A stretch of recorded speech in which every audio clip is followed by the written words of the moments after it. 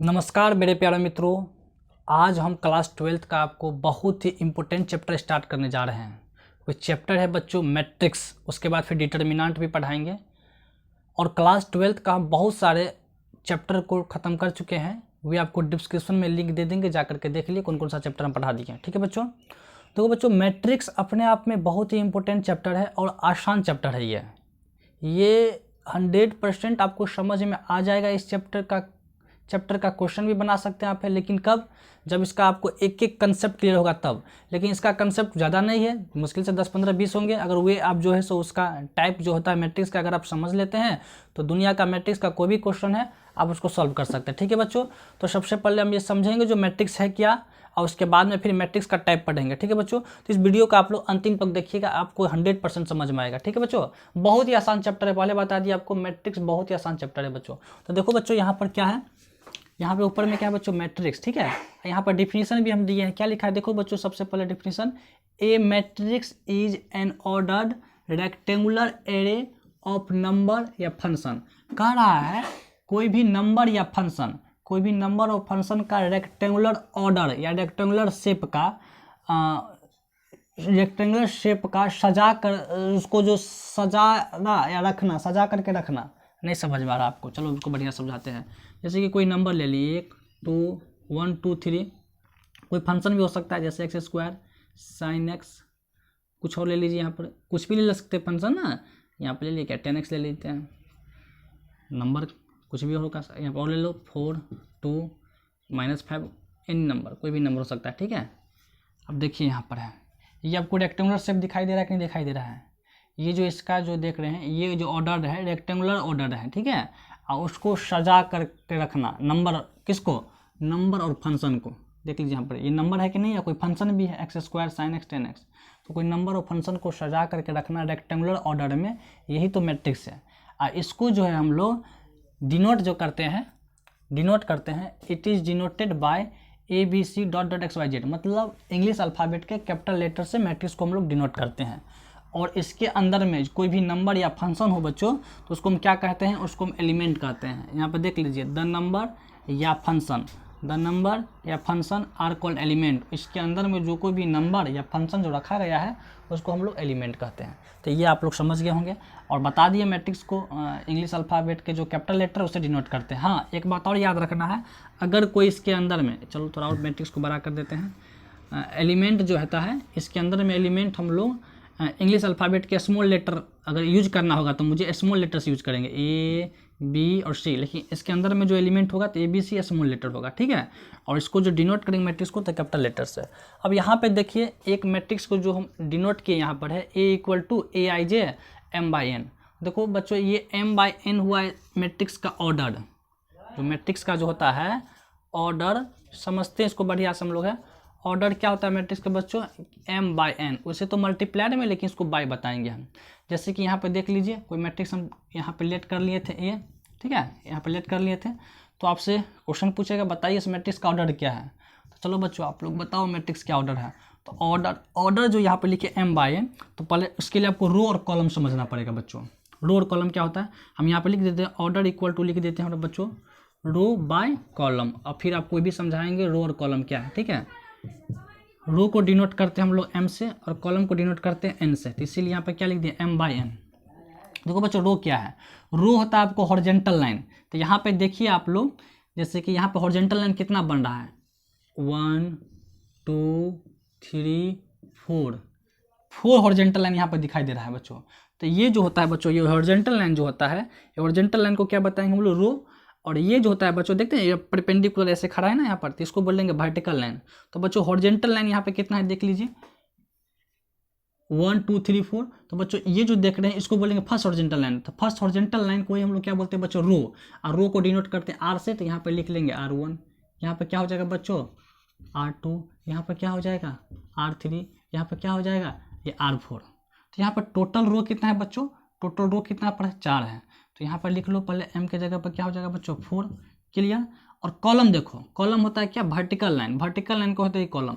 तो vertical line total कितना है 1, ब्लैक मार्कर से बताते हैं अच्छा रहेगा समझ में। यहाँ पे देख लीजिए 1 2 3, यहाँ पे कॉलम 3 है बच्चों, और कॉलम को डिनोट करते हैं C से, लेकिन 3 है तो यहाँ पे क्या लिखेंगे C1, C2 और C3। तो बच्चों हमको जो अगर कोई भी मैट्रिक्स दिया हो, कोई भी मैट्रिक्स को अगर ऑर्डर हमको फाइंड करना है बच्चों, तो एक बात याद रखना, रो बाय कॉलम लिख दो, हो गया। तो हमको इस मैट्रिक्स का भी ऑर्डर चाहिए, तो इस मैट्रिक्स का ऑर्डर में देख रहे रो कितना है बच्चों, 4 है, देखो ना 1 2 3 4, और कॉलम कितना है बच्चों 3 है, 1 2 3 है। तो बच्चों n के जगह पर क्या हो जाएगा, जल्दी बताओ, n के जगह पर यहाँ पर क्या हो जाएगा, 3 हो जाएगा। तो इस मैट्रिक्स का ऑर्डर क्या हो गया बच्चों, 4/3। तो ये बहुत ही इंपॉर्टेंट है बच्चों। कभी कभी क्या होता है, आपको ऑर्डर दे देगा और कहेगा कि मैट्रिक्स को कंस्ट्रक्ट कीजिए, आप लोग समझ रहे हैं ना, मैट्रिक्स ऑर्डर दे देगा, कहेगा मैट्रिक्स को कंस्ट्रक्ट कीजिए। तो देखो बच्चों क्या होता है, जैसे कि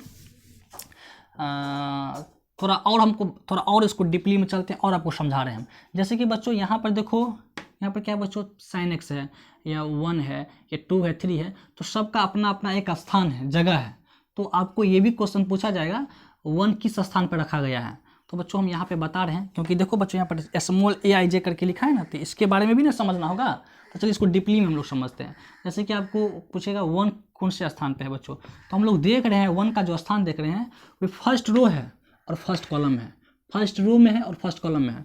तो 1 इक्वल टू लिख सकते हैं A11, मतलब 1 का स्थान क्या है बच्चों, फर्स्ट रो और फर्स्ट कॉलम दिए ना, पहले रो उसके बाद कॉलम 1 1। जैसे कि यहाँ पर दे दिया sin x, ठीक है, यहाँ पर देखिए, यहाँ पर लिख लेते हैं sin x, और आपसे पूछेंगे जो बच्चों sin x का स्थान क्या है, sin x का स्थान क्या है। तो देखो बच्चों क्या है, सो हम sin x को देख रहे हैं सेकेंड रो और सेकेंड कॉलम में है, देखो ना sin x, देखो ना सेकेंड रो सेकेंड कॉलम में है। तो sin x का स्थान बता सकते हैं A22, क्लियर। चलो यहाँ पर एक और ले लेते हैं, क्या यहाँ पर -5 के बारे में पूछ रहे हैं, -5 का स्थान बताइए। तो -5 का स्थान बता रहे हैं, -5 का स्थान क्या है बच्चों, हाँ -5 यहाँ पर है, देखते हैं -5 थर्ड रो में है, बार बार खाली वही आ रहा है। चलो -5 को छोड़ो, कोई और एग्जांपल ले लेते हैं, क्या ले लेते हैं हम, है 3 का एग्जांपल लेते हैं। चलो यहाँ पर है, उसका भी ले ले, कोई दिक्कत नहीं है, 3 का एग्जांपल लेते हैं। तो 3 जो बच्चों देख रहे हैं फर्स्ट रो में है, देख लीजिए 3 क्या है, फर्स्ट रो में है, और कॉलम कौन सा है, थर्ड कॉलम में है। तो यहाँ पर लिख सकते हैं A13, देखो ना पहले रो उसके बाद कॉलम। हाँ, यहाँ पर बच्चे लोग सोच रहे हैं -5 क्यों छोड़ दिए, क्योंकि -5 इसलिए छोड़ दिए क्योंकि इसका भी स्थान अगर देखेंगे बच्चों तो क्या आ रहा है, A33 आ रहा है। तो आप लोग सोच रहे हैं खाली A11 A22 A33 आ रहा है, इसीलिए कोई और ले लिए एग्जाम्पल। चलिए और एक एग्जाम्पल ले लेते हैं, जैसे कि x² का स्थान क्या है बच्चों, ठीक है। तो x² का स्थान को देखो बच्चों, सेकेंड रो दिखाई दे रहा है ना, सेकेंड रो है, और कॉलम क्या है बच्चों, फर्स्ट कॉलम में है। तो यहाँ पर क्या लिखेंगे, सेकेंड रो, तो पहले रो उसके बाद कॉलम, तो A21। आप लोग समझ में आ रहा है बच्चों, तो 100% आपको समझ में आता होगा बच्चों। सबका स्थान बता रहे हैं, जैसे कि आपको पूछेगा किसका ले लीजिएगा, चलो C का स्थान ले लें, चलो C का स्थान बताइए। देखो बच्चों C का स्थान, हम C देख रहे हैं फोर्थ रो में है और थर्ड कॉलम में है। तो यहाँ पे क्या लिखेंगे, A4 फोर्थ रो में है और थर्ड कॉलम में है। तो आप लोग ये भी समझ गए हैं बच्चों, ठीक है, ये भी समझ गए हैं। तो देखो बच्चों, तो यहाँ पर इसीलिए जो है इसके ब्रैकेट में AIJ करके लिखा था। I का मतलब होता है रो, J का मतलब होता है कॉलम, समझ रहे हैं ना आप लोग। जैसे कि M N तो ऑर्डर के लिए हम लोग यूज करते हैं ना, तो I का मतलब रो, J का मतलब कॉलम, ये भी आप लोग समझ गए होंगे, ठीक है। I का मतलब रो, J का मतलब कॉलम, क्या बार रिपीट कर दिए इसमें हम। अब जैसे कि हमको कोई मैट्रिक कंस्ट्रक्ट करना पड़ता है, यहाँ पर जैसे कि ऑर्डर दे देगा, यहाँ पर देख लो बच्चों, जो कंस्ट्रक्ट द मैट्रिक्स,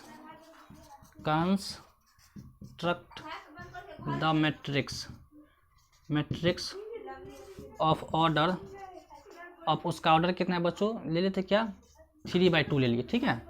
3/2 ऑर्डर का मैट्रिक्स को मुझे कंस्ट्रक्ट करना है, ठीक है। इस प्रकार क्वेश्चन आपको आएगा, construct the matrix of order 3/2। तो हम लोग क्या करेंगे, 3 रो है और 2 कॉलम है, तो यहाँ पर क्या करते हैं, कुछ डिनोट, जैसे चलो डिनोट कर लें, कोई मैट्रिक्स B है, ठीक है, और रो इसमें कितना है बच्चों, 3 रो है।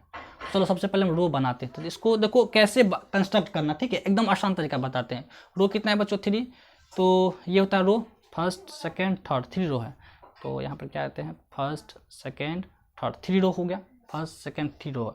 कॉलम कितना है बच्चों, 2, तो एक कॉलम तो हो चुका है ऑलरेडी, से दूसरा कॉलम चाहिए ना, तो ये हो गया, ये दूसरा कॉलम हो गया, ठीक है, क्लियर। अब ये तो हो गया बच्चों, यहाँ पर है। अब बात ये है कि तो पॉइंट ना दिया अभी हम है, क्योंकि अभी तो कंस्ट्रक्ट हुआ नहीं है।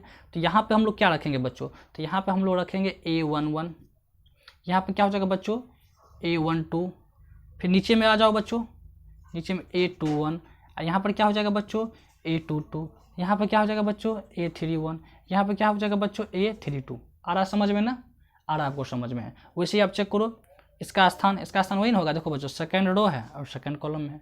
इसका स्थान देखो बच्चों, इसी को ना बोलते हैं हम लोग, फर्स्ट रो फर्स्ट कॉलम या फर्स्ट रो, सेकेंड रो, इसको क्या बोलेंगे थर्ड रो, इसको क्या बोलते हैं फर्स्ट कॉलम और सेकेंड कॉलम। तो देखो बच्चों इसका स्थान क्या हो जाएगा, इसका स्थान देखो ना थर्ड रो में है, सेकेंड कॉलम में है, तो A32 लिखे हैं। इसका स्थान बच्चों क्या है, सेकेंड रो है और सेकेंड कॉलम में है। इसका स्थान क्या है बच्चों, सेकेंड रो में है और फर्स्ट कॉलम में है। तो आप लोग मैट्रिक्स को कंस्ट्रक्ट करना भी सीख गए होंगे। एक और ले ले क्या, चलो ये क्वेश्चन फर्स्ट है, एक और ले लेते हैं। दूसरा क्वेश्चन क्या ले लेते हैं हम, 3/3, ठीक है। तो 3/3 मैट्रिक्स को कंस्ट्रक्ट कीजिए आप लोग। कहाँ पे कंस्ट्रक्ट कर दें, आप लोग स्क्रीनशॉट ले लें, ठीक है। आप लोग स्क्रीनशॉट ले लिए होंगे, ठीक है। हम कहाँ इसको डिफिनीशन को रफ कर देते हैं, मिटा देते हैं। आपको समझ में आता होगा, बहुत ही इंपॉर्टेंट है ये चैप्टर और आसान चैप्टर भी है।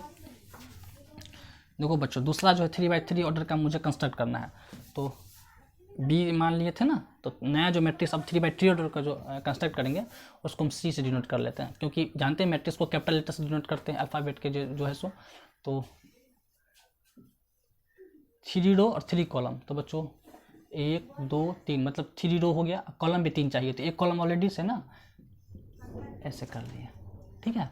अब क्या करते हैं, आपको कॉपी पे तो ऐसे पॉइंट देना नहीं है, आपको समझाने के लिए शुरुआती तौर पे सीखने के लिए आपको ऐसे बताते हैं, ठीक है।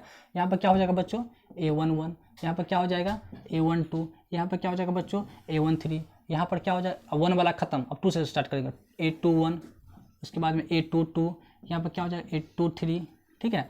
यहाँ क्या हो जाएगा बच्चों A31, उसके बाद में A32, यहाँ पर क्या हो जाएगा बच्चों A32, A33 हो जाएगा, ठीक है। तो आपको जो है सो मैट्रिक्स को कंस्ट्रक्ट करना आ गया है, ठीक है। तो आप लोग समझ गए हैं, जैसे कि ये तो समझ गए आपको है, ये भी समझ गए, कंस्ट्रक्ट करना भी आपको आ गया है। कोई दिक्कत यहाँ तक नहीं ना है, चलिए आपको यहाँ तक कोई दिक्कत नहीं है, ठीक है। स्थान भी बता दी, सब कुछ बता दी, ठीक है। अब इसको बुक में जो है सो ऐसे करके आपको मतलब इसी को विस्तार में करके इसी को जो है सो बुक में आपको ऐसे समझाया गया है, A13 A14 A15 dot dot dot dot A1N ऐसे करके दिया है बुक में, ठीक है। तो उसको समझने से कोई फायदा नहीं है, ऐसे ही अपना है, ये मेन बात है, आपको समझा दी है, ठीक है बच्चों। अब जो है क्या करना है, मुझे टाइप्स ऑफ मैट्रिक्स पढ़ना है। अगर आप टाइप्स ऑफ मैट्रिक्स पढ़ लेते हैं तो बहुत सारे क्वेश्चन जो है सो आप लोग सॉल्व कर पाएंगे इस बुक का। बहुत सारे क्वेश्चन नहीं, मतलब टाइप ऑफ मैट्रिक्स आपको पढ़ना ही पड़ेगा। जब तक आप टाइप्स ऑफ मैट्रिक्स को नहीं समझेंगे तब तक जो है सो आप लोग जो है सो क्वेश्चन मैट्रिक्स का पूरा नहीं बना पाएंगे बच्चों, ठीक है। तो चलिए हम लोग टाइप्स ऑफ मैट्रिक्स पढ़ते हैं। सबसे पहले इसको हम लोग क्या करते हैं, रफ मिटा देते हैं। आप लोग स्क्रीनशॉट ले लें या कॉपी पेन लेकर के बैठें तो बढ़िया रहेगा।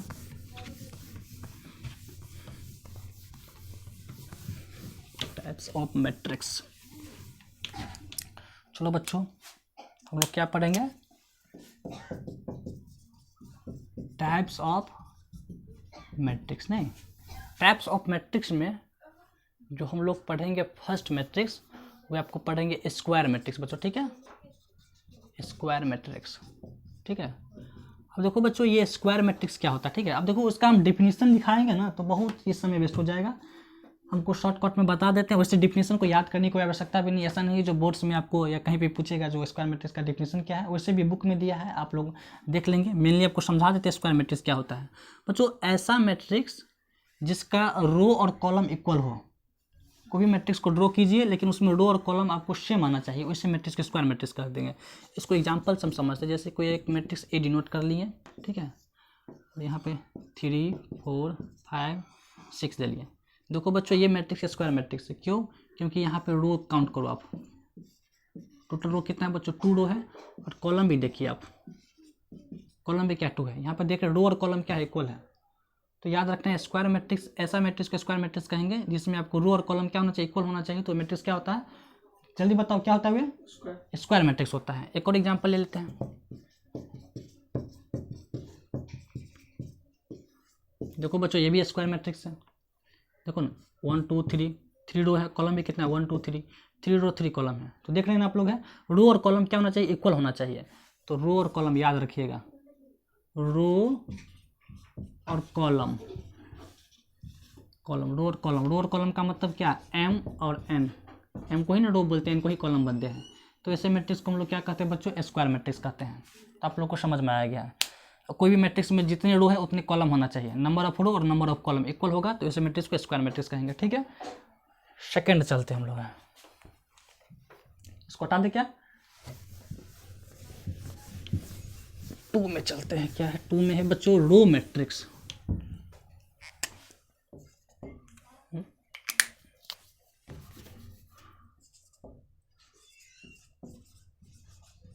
2 में है कि आपको रो मैट्रिक्स। रो मैट्रिक्स क्या होता है? ऐसा मैट्रिक्स जिसमें केवल एक ही रो होना चाहिए। एग्जाम्पल के साथ समझिए।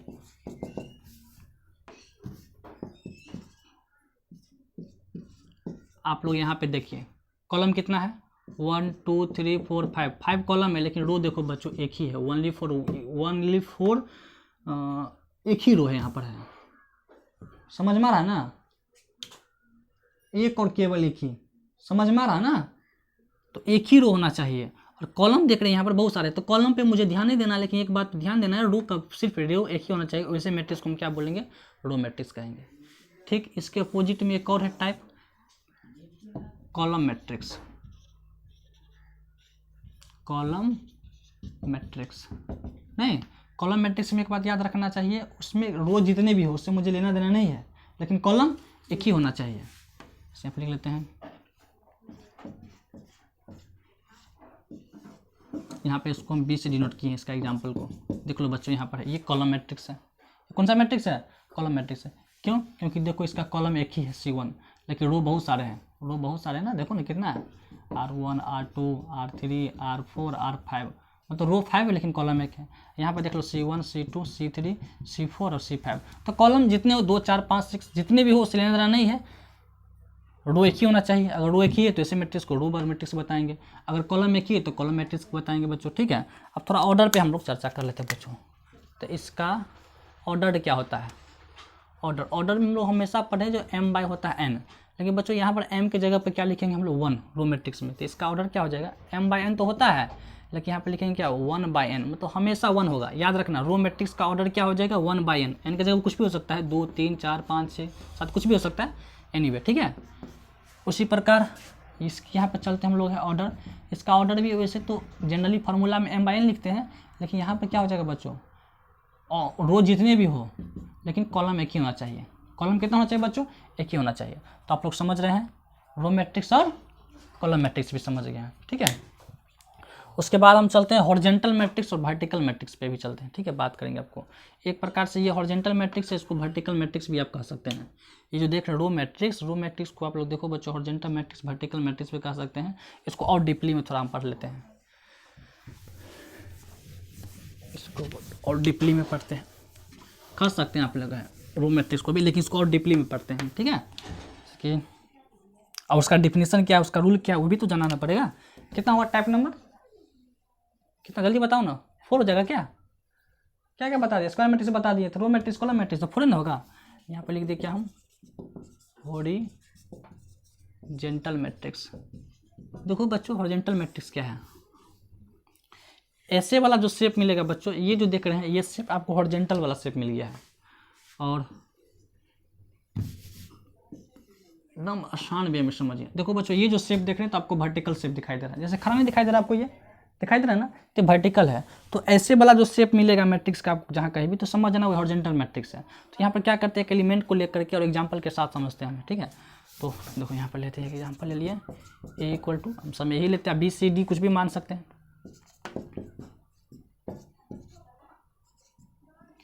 ध्यान से देखिए बच्चों, ये मैट्रिक्स को आप हॉरिजॉन्टल मैट्रिक्स कह सकते हैं। ये मैट्रिक्स हॉरिजॉन्टल मैट्रिक्स है।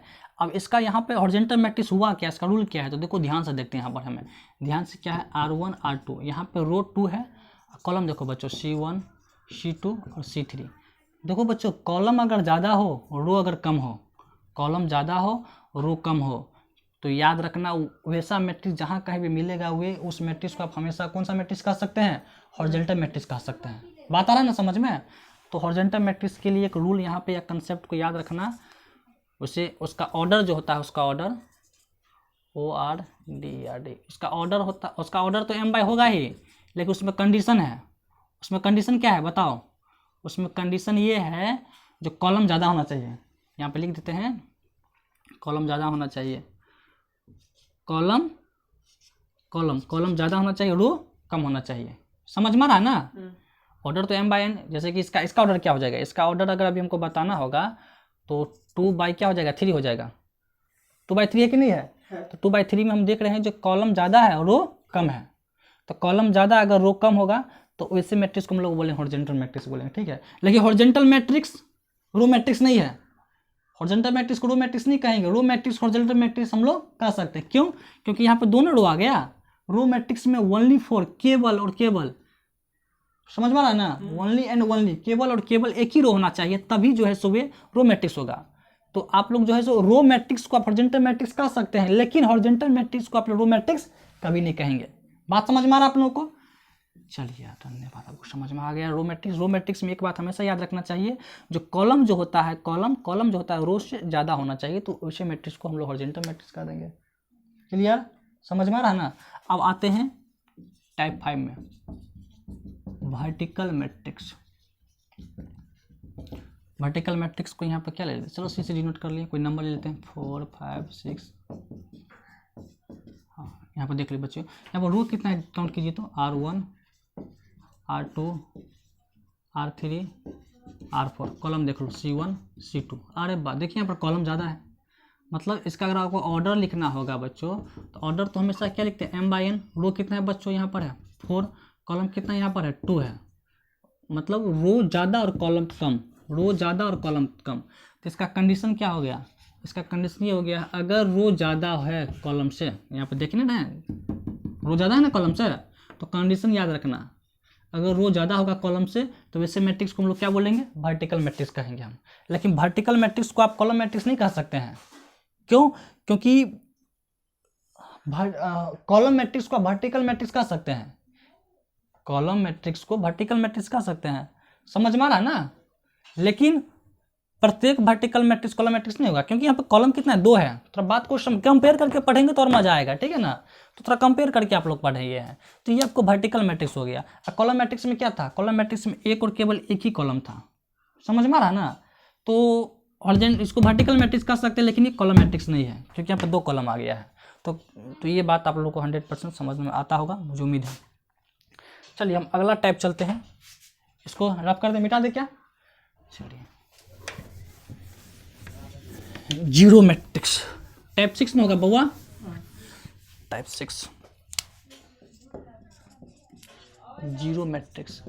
जीरो मैट्रिक्स में एक बात याद रखिए आप लोग, जो कितने भी ऑर्डर का होगा उस पर ध्यान नहीं देना है, लेकिन उस मैट्रिक्स के अंदर वाला एलिमेंट क्या होना चाहिए बच्चों, 0 होना चाहिए।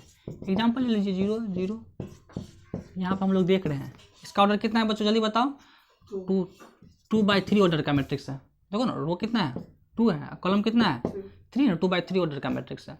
और एग्जाम्पल ले लीजिए आप, इसका ऑर्डर कितना है बच्चों 2/2 ऑर्डर का है, नहीं तो इसमें ये मायने नहीं रखता है हॉरिजॉन्टल स्क्वायर रो और कॉलम, उससे ये नहीं है। एक बात हमेशा आप याद रखिएगा, कोई भी मैट्रिक्स हो लेकिन उसके अंदर वाला अगर एलिमेंट 0 है तो वैसे मैट्रिक्स हम लोग क्या बताएंगे, रो मैट्रिक्स बताएंगे। आ रहा समझ में?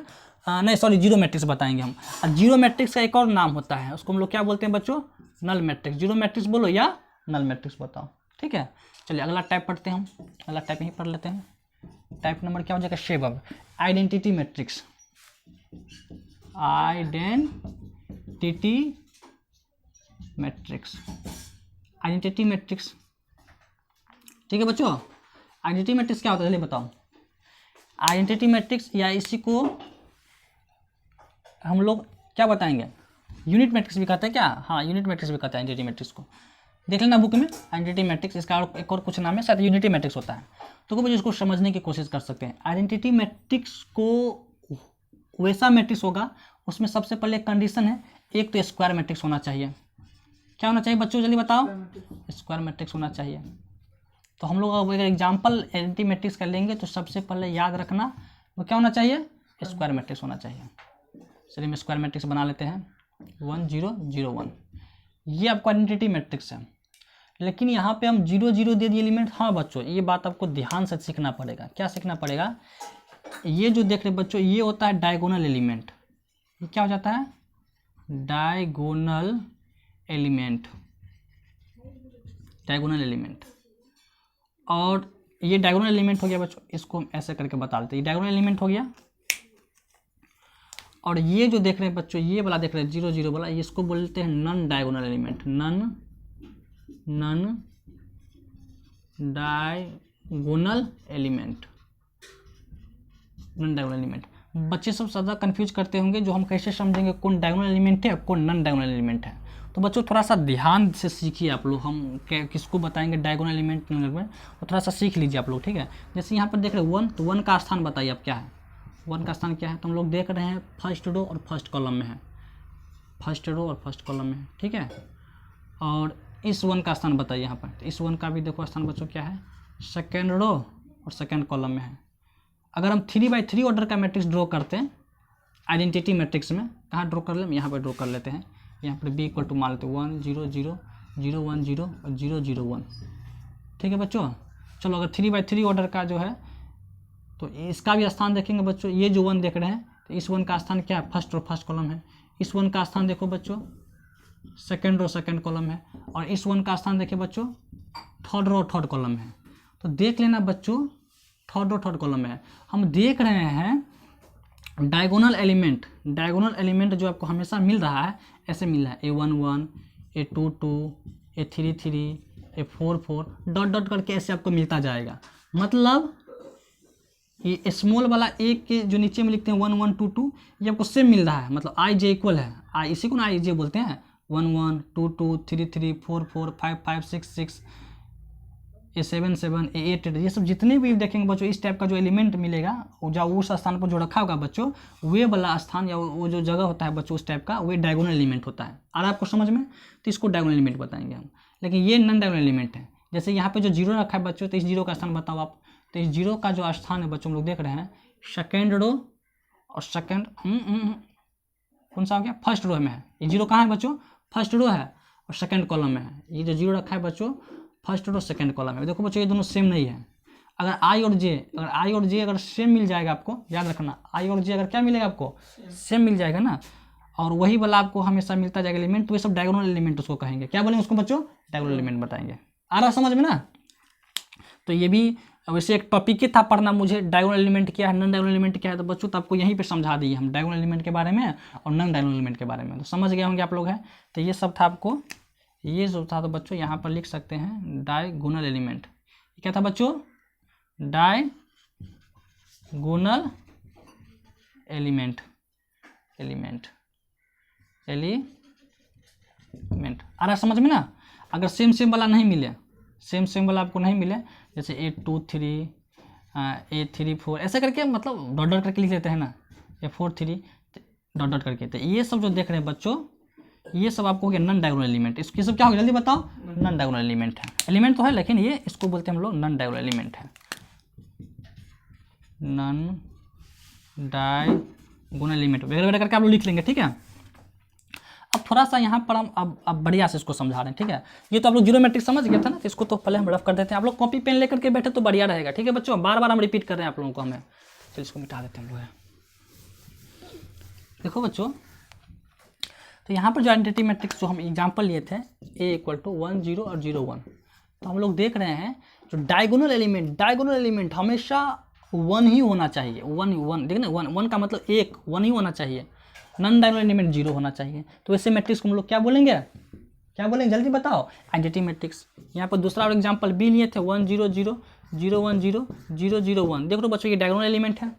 तो डायगोनल एलिमेंट क्या है बच्चों, देखो ना यहाँ पर है 1 1 1 आ रहा है। नॉन डायगोनल एलिमेंट क्या है, 0 है। तो इसको भी हम लोग आइडेंटिटी मैट्रिक्स कहेंगे। लेकिन हाँ, ये जो मैट्रिक्स है आपको 2x2 ऑर्डर का है और 3x3 ऑर्डर का है। आप पहले बता दिए आपको आइडेंटिटी मैट्रिक्स के लिए आपको स्क्वायर मैट्रिक्स चाहिए। तो देखो बच्चों ये भी स्क्वायर मैट्रिक्स क्यों है, क्योंकि इसका रो और कॉलम बराबर है। ये भी बच्चों स्क्वायर मैट्रिक्स रो और कॉलम बराबर है। एक और एग्जाम्पल ले लो, C इक्वल टू क्या हो जाएगा 0 0 0 1 0 0 0 0 1 0 0 0 0 1। यहाँ पर देख लो बच्चों, डायगोनल एलिमेंट क्या है 1 1 1 मिल रहा है, नॉन डायगोनल एलिमेंट 0 है। तो ये भी क्या आपको आइडेंटिटी मैट्रिक्स है। इसका ऑर्डर क्या हो जाएगा बच्चों, ऑर्डर क्या हो जाएगा 4x4, मतलब यहाँ पे रो 4 है और कॉलम भी क्या है 4 है। तो आप लोगों को आइडेंटिटी मैट्रिक्स समझ में आ गया, और आइडेंटिटी मैट्रिक्स के साथ साथ आपको ये भी समझ में आ गया जो डायगोनल एलिमेंट क्या है और नॉन डायगोनल एलिमेंट क्या है। क्लियर, समझ में आ रहा है ना। अब हम नेक्स्ट टाइप चलते हैं। नेक्स्ट टाइप क्या चलेंगे जल्दी बताओ, स्केलर मैट्रिक्स की तरफ चलते हैं। तो स्केलर मैट्रिक्स थोड़ा सा चेंज है इससे, ठीक है। इसको रफ कर दे क्या, चलिए इसको रफ कर दिया, मिटा देते हैं इसको हम। टाइप यहाँ पर क्या हो जाएगा 8 स्केलर मैट्रिक्स।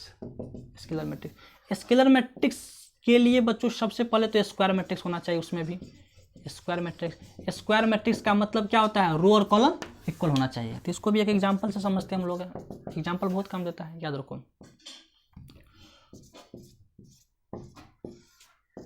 देखो बच्चों यहाँ पे भी डायगोनल एलिमेंट क्या है, सेम है, लेकिन 1 नहीं, यहाँ पे 2 2 है। एक और एग्जांपल लेते हैं, b बराबर, देखो बच्चों डायगोनल एलिमेंट सेम है लेकिन 1 नहीं है, 3 3 है। तो बच्चों ये जो देख रहे हैं एग्जांपल यहाँ पर 2 लिए हैं, ठीक है। ये भी, ये मैट्रिक्स आपको स्केलर मैट्रिक्स से, और ये दोनों मैट्रिक्स स्केलर मैट्रिक्स से। एक और एग्जांपल ले लेते हैं हम, C 1 0 0 1। बच्चों ये भी स्केलर मैट्रिक्स है। तो फिर आप कहिएगा दोनों में डिफरेंस क्या है बच्चों। हाँ डिफरेंस है। डिफरेंस क्या है, जो आइडेंटिटी मैट्रिक्स स्केलर मैट्रिक्स हो सकता है, जितने भी आइडेंटिटी मैट्रिक्स होते हैं, चाहे 2x2 रो का हो या 3x3 रो का हो, मतलब 3x3 ऑर्डर का हो या 2x2 ऑर्डर का हो या 4x4 ऑर्डर का हो, एनीवे जितनी भी ऑर्डर का है आइडेंटिटी मैट्रिक्स, वे आइडेंटिटी मैट्रिक्स को आप स्केलर मैट्रिक्स कह सकते हैं, लेकिन सभी स्केलर मैट्रिक्स आइडेंटिटी मैट्रिक्स नहीं होंगे। एग्जाम्पल देख करके आप लोग समझें, समझने की थोड़ा कोशिश करें। क्यों? क्योंकि बच्चों यहाँ पर ध्यान देखो, यहाँ पर 2 2 लिए हैं, मतलब डायगोनल एलिमेंट सेम है, लेकिन 1 नहीं है, यहाँ पर 2 2 है। आइडेंटिटी मैट्रिक्स में क्या था, जब डायगोनल एलिमेंट हमेशा 1 ही होना चाहिए, 1 ही हमेशा 1 होना चाहिए, और नॉन डायगोनल एलिमेंट 0 होना चाहिए, उसको आइडेंटिटी मैट्रिक्स कहते थे हम लोग। लेकिन यहाँ पे जो देख रहे हैं बच्चों स्केलर मैट्रिक्स में डायगोनल एलिमेंट सेम है लेकिन 2 2 है, यहाँ पे 3 3 है, 4 4 भी हो सकता है, 5 5 भी हो सकता है, 6 6 भी हो सकता है, कुछ भी हो सकता है, 1 1 भी हो सकता है। तो जितने भी एग्जाम्पल ये बच्चों A B C, ये तीनों मैट्रिक्स आपको स्केलर मैट्रिक्स है। तीनों मैट्रिक्स क्या है, स्केलर मैट्रिक्स है। दोनों में रिलेशन भी बता दिए। जो आइडेंटिटी मैट्रिक्स जो है स्केलर मैट्रिक्स हो सकते हैं, लेकिन सभी स्केलर मैट्रिक्स आइडेंटिटी मैट्रिक्स आपको नहीं होंगे। और आपको समझ में 100% आपको समझ में आया होगा बच्चों स्केलर मैट्रिक्स और आइडेंटिटी मैट्रिक्स के। एक और एग्जांपल ले लेते हैं, यहाँ पर है डी में, क्या एग्जांपल ले लें, यहाँ पे ले लेते हैं, क्या यहाँ पे ले लेते हैं, जगह बनाना पड़ेगा ना। चलिए डी बराबर ले लेते हैं, क्या ले लेते हैं, यहाँ पर है 4 0 0 0 4 0 0 0 4। देखो बच्चों ये भी आपको एक स्केलर मैट्रिक्स है।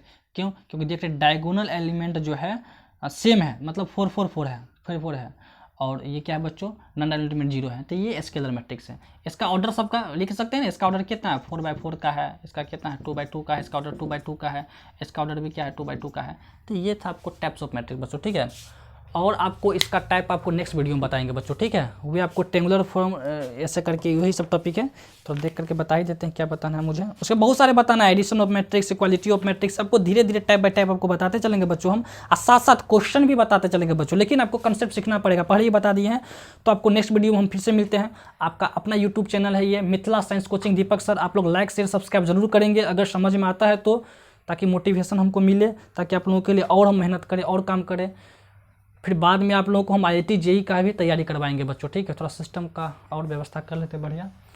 तो आपको IIT JEE का हम भी तैयारी कराएंगे बच्चों, नीट का भी बहुत सारे क्वेश्चन, मैथ का, फिजिक्स का, केमिस्ट्री का, ऐसे करके, और टीचर्स को कलेक्ट करके आपको बताते रहेंगे हम। तब तक के लिए इतना ही, धन्यवाद। मिलते हैं नेक्स्ट क्लास में फिर से।